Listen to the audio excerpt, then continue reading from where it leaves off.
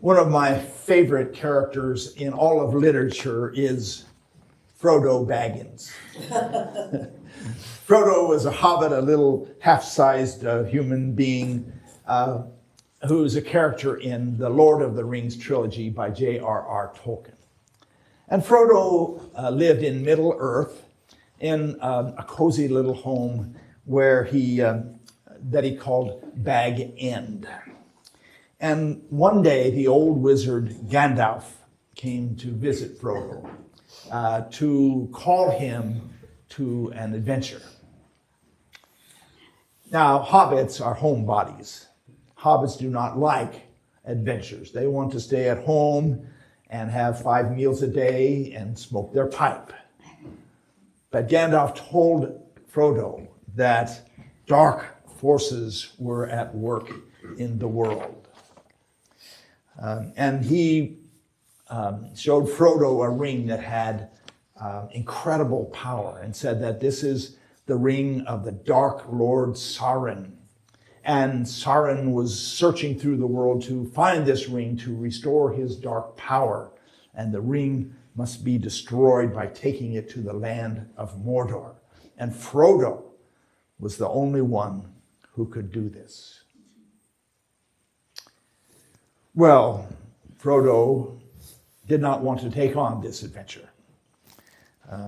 And he said, "I wish it would not happen in my time."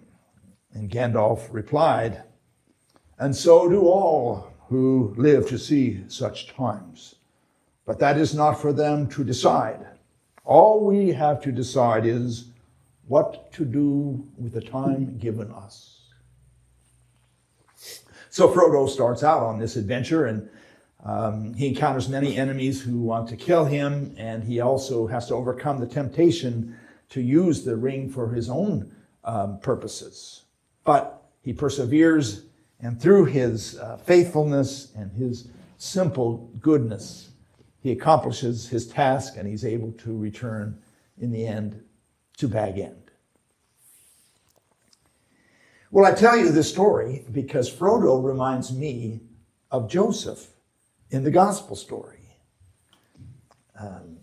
Joseph is a simple man like Frodo. He's not educated or privileged or come from a special family, but Joseph is a carpenter. And he loves to work in his shop and make things out of wood. So he's a simple, down-to-earth character. And Joseph becomes engaged to a young woman named Mary, and he thinks that his life is set.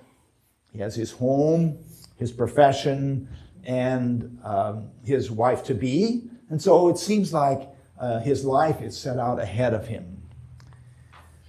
But then Mary comes to him and says, "Joseph, I have something to tell you.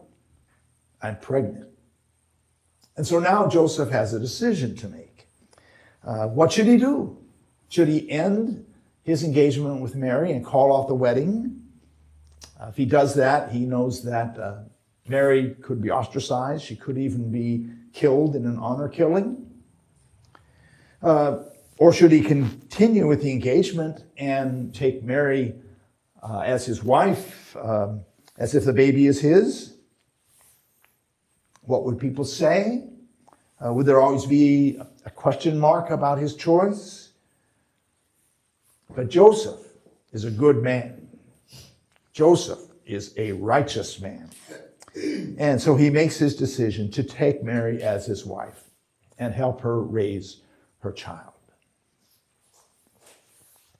Well, the story says that an angel appeared to Joseph in a dream and told him to do this. But I wonder if it was not just Joseph's inner spirit who talked to him and gave him this quest, this adventure, this challenge. Something deep inside Joseph told him this was the right thing to do, and he obeyed that inner voice. Well, it was not easy for Joseph because he soon found out that this baby was being hunted down by King Herod, evil King Herod. And Joseph had to take his family and flee to Egypt and then eventually come back to Israel and establish a home in Nazareth. So Joseph and Mary were immigrants until they were able to come back. But Joseph was always faithful and steady and steadfast and followed his inner voice and did what is right. Another way of saying this is that Joseph has character. He's loyal, he's sturdy, he's dependable, he's trustworthy. Character is what shapes a person. Character is what defines us. Character is what makes a person honest, reliable, compassionate, courageous, sensitive. Character used to be taught in our schools, in our families, in our institutions, but it seems to me like character has taken a beating lately. If instead of teaching children about values like honesty and integrity and courage, we teach them how to score high on the test and how to get into the best schools and how to make the most money. And then we wonder why some of our most prominent people fail us because of their lack of character. Martin Luther King Jr. said, "I have a dream that my children will not be judged by the color of their skin, but by the content of their character." What would it be like if we evaluated everyone on their character instead of how much money they have or how much power or wealth or influence? Recently, we lost a man of character, Rich Callow. I didn't know Rich real well, but after I read his obituary, I wish I knew him better. I knew that Rich was a good man and a gentle soul and a friend to all, but I didn't know about his background. He was born and raised in St. Louis, where he was raised as a good Catholic boy. He joined the Navy when he was 20, and he was trained as a Navy corpsman. And he ended up in Vietnam with the Marines. And his obituary said that he received the Bronze Star Combat V. And the V stands for valor or meritorious distinction in combat.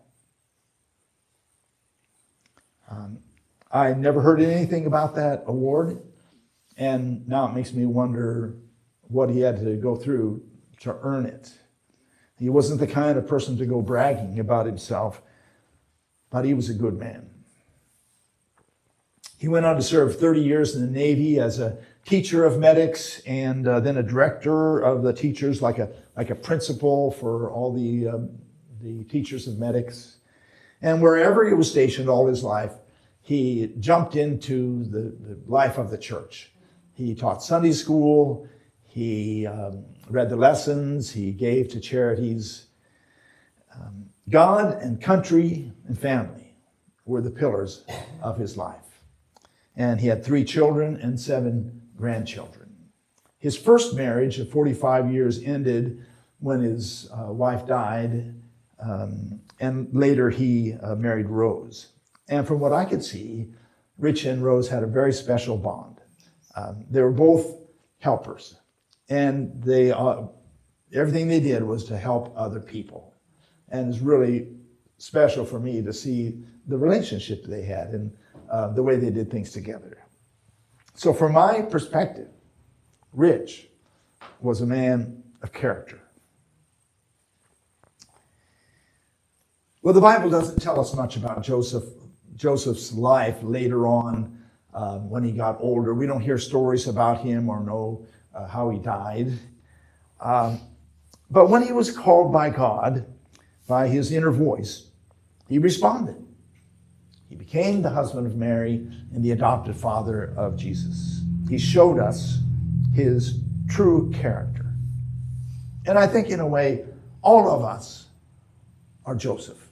All of us are called to come from our cozy, settled worlds and take on the adventure of life and rise to the call of God and to reveal our character.